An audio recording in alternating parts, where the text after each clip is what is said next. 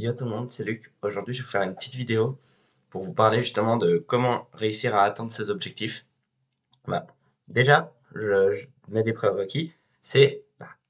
Pour pouvoir réussir ses objectifs, il faut déjà en avoir. C'est-à-dire, par exemple, je sais pas, avoir un meilleur physique, devenir plus fort, être meilleur. Par exemple, moi, ça serait meilleur dans un langage de programmation, euh, devenir plus fort aussi, et peut-être avoir plus d'argent ou ce genre de domaine. Vous voyez un peu ce que je veux dire? Une des premières choses, c'est déjà justement de savoir ce que c'est ces objectifs. C'est vraiment le prérequis que je pense qui est logique, mais qui est quand même vachement important à préciser. C'est-à-dire que si vous n'avez pas d'objectif actuellement, mettez pause sur cette vidéo. Vous pouvez regarder mes autres vidéos, peut-être que ça va vous inspirer et vous donner des objectifs, parce que vraiment, c'est la première chose à faire. Et si vous n'avez toujours pas d'objectif, ça va être compliqué. Vous pourrez déjà assimiler ces principes, mais vous ne pourrez pas les appliquer tout de suite. Donc pour moi, c'est justement un prérequis. D'abord, justement, quand vous avez un objectif, vous devez mettre en place, il y a des choses à faire. Par exemple, pour devenir plus fort, il y aurait, disons que vous faites jamais rien, et on va dire que vous avez une alimentation pas ouf, que au niveau activité physique, vous faites rien, ce genre de choses, vous buvez par exemple du coca, etc. Déjà, les deux premières choses qui vont justement, parce que là, je vais parler de l'effet Pareto. L'effet Pareto, c'est 20% d'efforts pour 80% de résultats et 80% d'efforts pour 20% de résultats. Et dans un début et même dans une suite, vous visez toujours les 80% de résultats. C'est-à-dire que vous faites 20% d'efforts. Pour faire simple, par exemple pour du sport, comme je vous ai dit en prenant l'exemple que je viens de vous donner, quelqu'un qui fait pas de sport de base, s'il se met au sport et qui mange sainement, il aura des progrès déjà de fou. Il n'a pas besoin de prendre de la protéine, prendre de la whey, ce genre de choses, vous voyez. Ça va venir tout seul au début. Et ça va prendre du temps, ce qui est logique. Et justement, le deuxième point que je voudrais aborder, cette vidéo va être assez courte, mais elle va être très concise et ces points sont assez importants et plus vite vous les appliquez, mieux ça sera. C'est-à-dire plutôt que de faire, par exemple, imaginons, euh, vous faites cette technique, mais sur cette technique, vous voulez apprendre une nouvelle langue. Donc ça sert à rien d'apprendre le langage, par exemple, apprendre le langage des signes de cette langue, ce genre de choses, ça sert à rien. Donc vous avez remarqué que c'était dans le 80% d'efforts pour 20% de résultats. Donc vous décidez de vous mettre seulement, par exemple, à apprendre la langue. Ce qui est le début et le plus pratique, je pense, et le plus utile. Et donc, par exemple, dans cet exemple-là, il vous faudrait pouvoir pratiquer en disant, c'est une langue très compliquée et que vous voulez l'apprendre assez rapidement, vous laissez 7 heures par semaine. En une fois, en une seule fois, vous le dites au début. Ce qui est possible, hein. Plein de gens ont déjà dû penser ça, ce qui est parfaitement normal. Mais en fait, la technique pour réussir à atteindre ses objectifs et pas se mettre au bout d'une semaine ou de genre 4 semaines quand la motivation est partie en déprime, il n'y a pas que la discipline là, parce que la discipline peut bien vous aider, mais c'est quand même important de comprendre que vous pouvez toujours être motivé, même là, à ce moment-là. Si vous avez bien géré et que vous avez, au lieu d'avoir un bloc super gros, divisez ce bloc en plein de petits bouts et mettez-le chaque jour. Par exemple, je prends l'exemple de 7 heures par jour, 7 heures de base en un jour par semaine, vous le mettez en 1 heure par jour toutes les semaines. Euh, une heure, euh, 1 heure par jour pour toute la semaine en gros. Lundi 1 heure, mardi 1 heure, mercredi 1 heure, jeudi 1 heure, vendredi 1 heure, samedi 1 heure et dimanche 1 heure. Plutôt que par exemple de tout faire le samedi en 7 heures. En fait, ça vous permettrait déjà de mieux assimiler. En fait, le 20% d'effort sera encore plus grand par rapport à Pareto. En fait, vous faites la technique du 20% d'effort, mais vu que vous la divisez, en fait, vous retenez, c'est sur ces 80% de résultats, vous les retenez encore mieux. Si je reprends justement l'exemple, parce qu'en fait, le cerveau, quand vous apprenez un nouveau mot, si vous en apprenez 300, il va en oublier la moitié. Si vous en apprenez 30 par jour, peut-être qu'il va en retenir 7, alors que de base, sur les 300, il en retenait 60, par exemple. Vous voyez, le taux sera quand même plus haut. Et même, ça vous permet à vous d'éviter de déprimer et d'être plus motivé et d'en faire plus au final. Et sur un long terme, d'en avoir beaucoup plus de résultats. Et je vous assure, quand je dis ça, je déconne pas. Moi, je pars souvent du principe, mon exemple. par exemple, pour du C Sharp, par exemple, c'est le langage de programmation que j'apprends. Et justement, quand j'ai un projet, ben là, avant j'avais un projet, là j'ai des cours et maintenant j'ai plus vraiment grand-chose, donc je profite de programmer à côté, d'essayer d'apprendre un peu, d'aller dans le plus complexe de la programmation, j'aime bien. Et d'apprendre tout ce qui est peut-être algorithme aussi, d'apprendre à faire mes propres algorithmes, ma propre logique. Et ben pour ça, si je me donnerais genre environ 3 heures, 4 heures pendant 2 jours, par exemple samedi, dimanche, je serais mort. Honnêtement, je déconne, je déconne pas, mais je pense que j'aurais déjà arrêté. Alors que là, avec ma technique actuelle, c'est-à-dire que chaque jour, je fais environ 1 à 2 heures de programmation, environ, dépendant de ce que j'ai à faire. C'est le strict minimum environ que je me donne. Et en fait, avec ce minimum que je me donne, bah, ça va très bien. Je m'en sors. Par exemple, j'ai réussi à apprendre beaucoup, beaucoup, beaucoup de choses, honnêtement. Là, j'ai beaucoup de connaissances en programmation C Sharp. J'ai un niveau, honnêtement, il n'est pas exceptionnel, mais c'est un niveau de base qu'on accumule avec beaucoup, beaucoup de temps. Parce que de base, on le fait presque jamais. On en fait une fois par semaine. Ah oui, et aussi, une autre raison, par exemple, moi, pourquoi je fais tout plein de petits bouts. C'est parce que quand vous le faites une fois par semaine, certes, vous le faites, mais d'abord, vous devrez remettre dedans. Alors que si vous le faites tous les jours, vous la remise dedans prend quelques secondes. C'est une des raisons aussi. Et par exemple, quand vous apprenez une nouvelle langue, vous pouvez reprendre les 5 derniers mots que vous avez appris, tac, tac, tac, comme ça, vous remettez dedans, etc. Peut-être vous apprendrez moins de mots, mais vous en retiendrez beaucoup plus, je vous assure.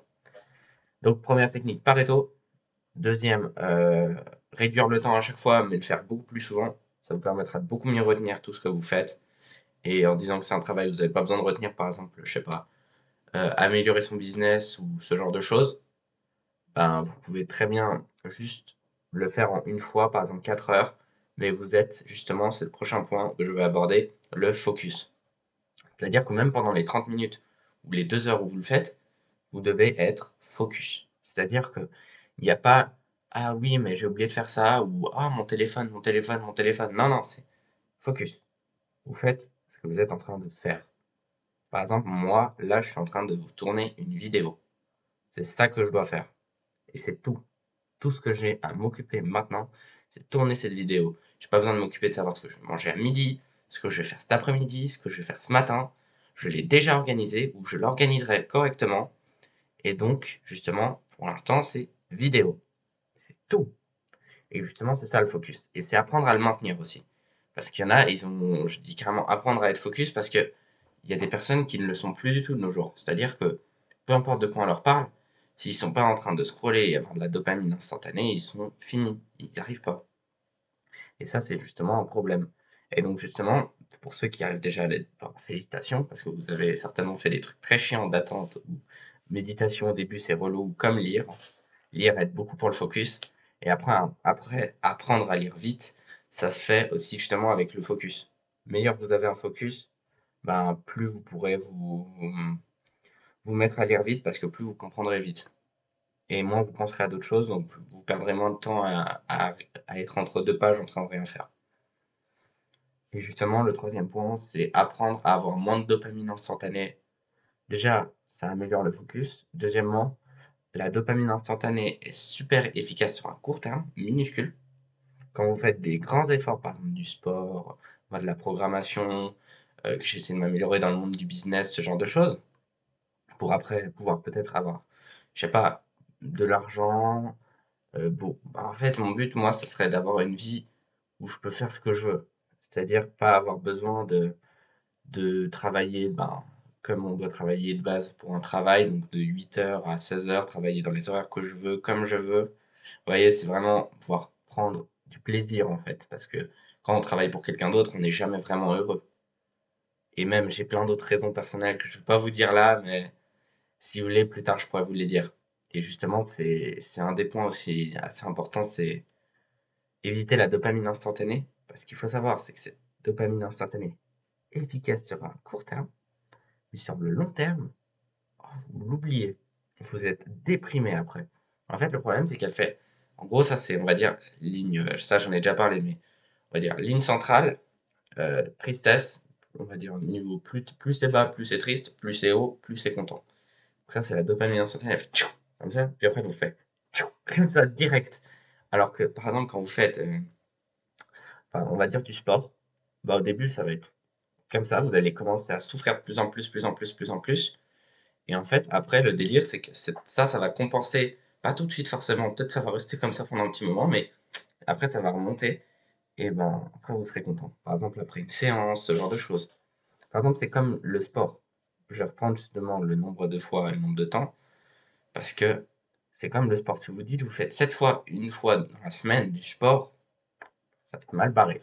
Alors que si vous dites, par exemple, je fais tous les jours 1 heure de sport, environ aux alentours d'une heure où je me dépense pas mal, je fais du sport, etc., vous aurez de meilleurs résultats, je vous assure.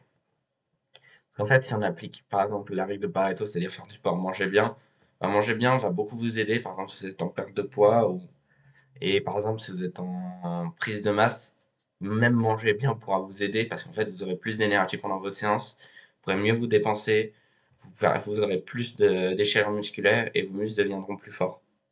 C'est une suite logique.